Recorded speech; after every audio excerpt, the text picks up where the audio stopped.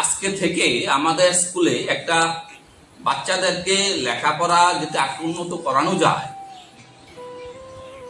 একটা উদ্যোগ হাতে নিয়েছি।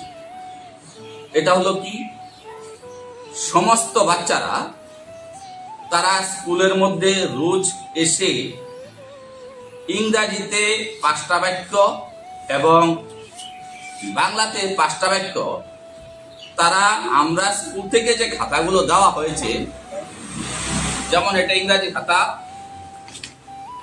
এবং এটা একটা বাংলা খাতা, ওই খাতাতে তারা রোজ 5টা বাংলাতে বাক্য লিখবে এবং 5টা ইংরাজিতে সেন্টেন্স তারা লিখবে। তাদেরকে কলম এবং পেন্সিল দুইটি দেওয়া হয়েছে, কিন্তু লেখার পরে এই খাতাগুলি স্কুলেই থাকবে।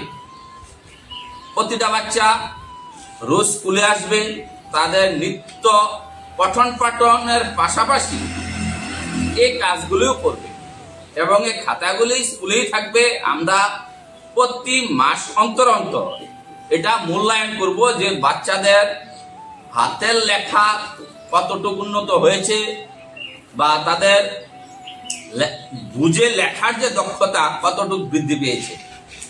আশা করি আপনারা এই জিনিসটা বুঝে গেছেন।